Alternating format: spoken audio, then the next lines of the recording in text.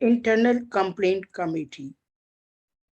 Prior to that, it was said like this, but nowadays we say it is Internal Committee, जिसको हम IC भी कहते हैं. IC जो हर ऑर्गेनाइजेशन में जहाँ पे 10 और more than 10 employees irrespective of gender होते हैं, एम्प्लॉयर की ऑब्लिगेशन होती है, एज पर लॉ मैंडेटरी रहता है कि उनको आईसी कमेटी फॉर्म करनी है. अब आईसी कमेटी कैसे फॉर्म होती है वो मैं आपको पहले वीडियो दे चुकी हूँ. आज हम बात करेंगे कि जब आईसी कमेटी फॉर्म हो जाती है और आईसी के पास कोई कंप्लेंट आती है तो वो कंप्लेंट हैंडलिंग का प्रोसेस क्या होता है. ये बहुत जरूरी है एक कंप्लेनेंट के लिए भी जानने के लिए, ताकि उनको पता रहे कि ये क्या प्रोसेस है, कि हमें किस तरीके से कंप्लेंट को लॉन्च करना है और क्या प्रोसेस होता है. और सेकेंडली ये आईसी मेंबर्स के लिए भी इक्वली इम्पोर्टेंट है how to handle that complaint. तो चलिए मैं लेके चलती हूँ आपको अपनी प्रेजेंटेशन में, जहाँ मैं आपको डिटेल डिस्कशन के साथ आज बताने वाली हूँ. और ये वीडियो आपके लिए बहुत वैल्यूएबल है, चाहे आप एज ए कंप्लेनेंट किसी की हेल्प करना चाहते हैं या एक आईसी मेंबर हैं या बनना चाह रहे हैं आईसी मेंबर, तो ये आपको हेल्प करेगा to understand. Just a sec.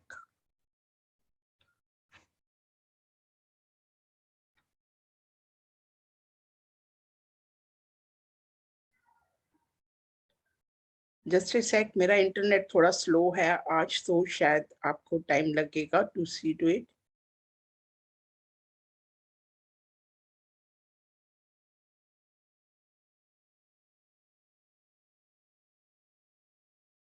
Hope आप अब मेरी प्रेजेंटेशन देख सकते हैं. मैं इसको पीपीटी में को पीपीटीएक्स में कन्वर्ट करती हूँ ताकि ये पूरे स्क्रीन पे आपको दिखाई दे और आप इसको अच्छे से समझ सके.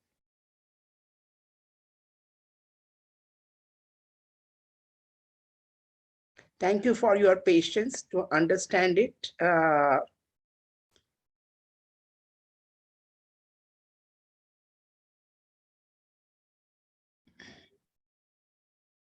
जी,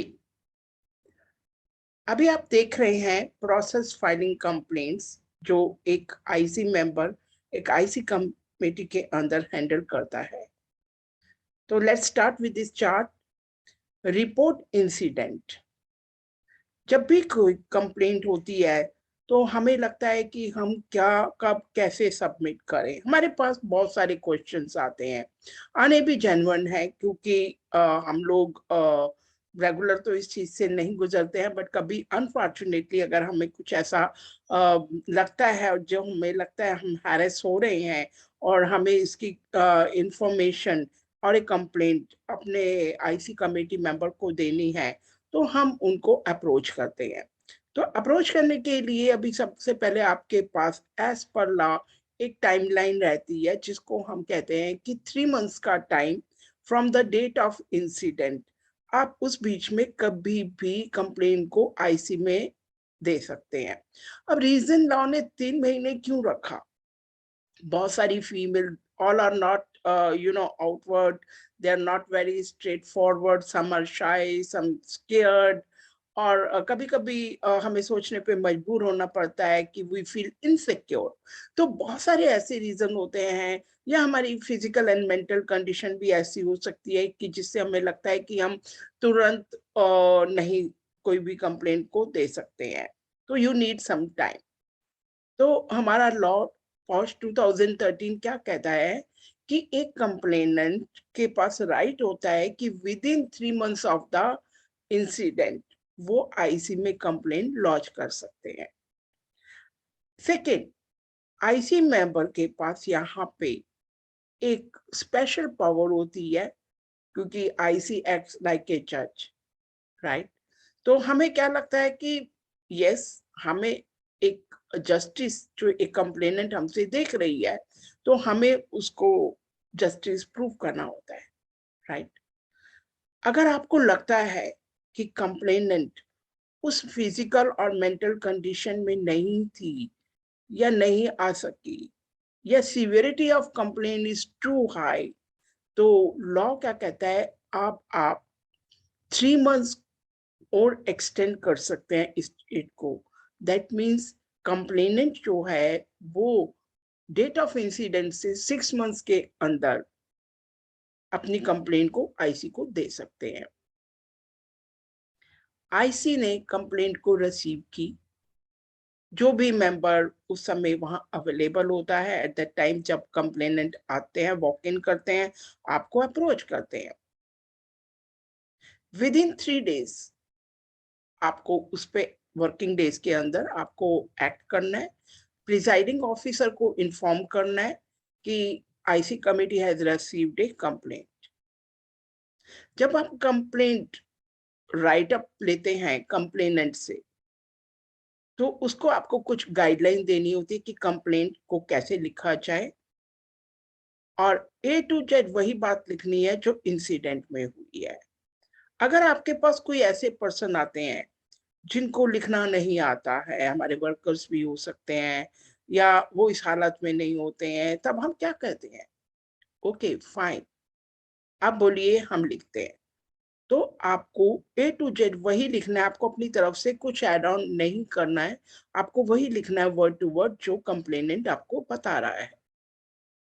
उसके बेस पे आप एक चार्जशीट तैयार करते हैं और ये चार्जशीट आपको रिस्पोंडेंट को भेजनी होती है। ये टाइमलाइन आपके पास 7 वर्किंग डेज है, यानी कि कंप्लेन आने से लेकर 7 डेज के अंदर आपको रिस्पोंडेंट को नोटिस भेजना पड़ता है जिसमें उसके चार्जेस आपने लगाए हैं, और उसमें उसका मीटिंग का time, place and day mention होना चाहिए। अब रिस्पोंडेंट जब आपकी चार्जशीट को, कंप्लेंट को रिसीव करता है, विद इन 10 वर्किंग डेज उसको आपको रिस्पॉन्ड करना है, यानी कि आंसर देना है कि whether he is agree or not. If agree, yes, you need to see कि सीवियरिटी क्या है एंड ऑल दीज थिंग्स, और उस पे आपकी पनिशमेंट रिकमेंडेशन के तौर पे क्या रहती है। अगर वो मना करता है, आपको उसको इंक्वायरी के लिए बुलाना है, और जो भी आपका इंक्वायरी प्रोसेस है वो विद इन 90 डेज कंप्लीट हो जाना चाहिए। इसमें जो आपका मैकेनिकल रिड्रेसल प्रोसेस रहेगा कंप्लेंट हैंडलिंग का, उसमें आपकी कंप्लेनेंट, रिस्पोंडेंट, इन दोनों के विटनेसेस को आप इन्वेस्टिगेट करेंगे, प्रूफ देखेंगे, फाइंड आउट करेंगे, रिकमेंडेशन बनाने के बाद लास्टली आप एक रिपोर्ट तैयार करेंगे। इसके बेस पे अब आप एम्प्लॉयर को एक रिकमेंडेशन भेजेंगे, the complaint is closed, findings are like this, and this is the detailed report, and this is the recommendation for the respondent, जो एम्प्लॉयर को विद इन 60 डेज के अंदर इम्प्लीमेंट करना होता है। अब यहाँ पे क्लास में मैं आपको बात बता दूं कि कई बार हम ये सोचते हैं कि कंप्लेनेंट तो आ नहीं सकती है, उसको या तो फियर है, या वो इनसिक्योर है, या वो बीमार है। तो उसके बेस पे उसके कोई फ्रेंड, कोलीग, फैमिली और उसके डॉक्टर जिससे कि वो ट्रीटमेंट ले रही है, उसको वो कंप्लेन लॉन्च करने की अथॉरिटी देती है, यानी कि लॉ कहता है कि उसकी तरफ से ये सभी लोग कंप्लेंट को आईसी में लॉग करा सकते हैं। होप आपको प्रोसेस फाइलिंग ऑफ कंप्लेंट समझ में आया होगा। कोई आपको इशू आता है, कोई आपके क्वेरी है, तो आप मुझे मेरे चैनल पे इनबॉक्स में मैसेज छोड़ सकते हैं, मैं आपको कनेक्ट करूंगी। Thank you so much.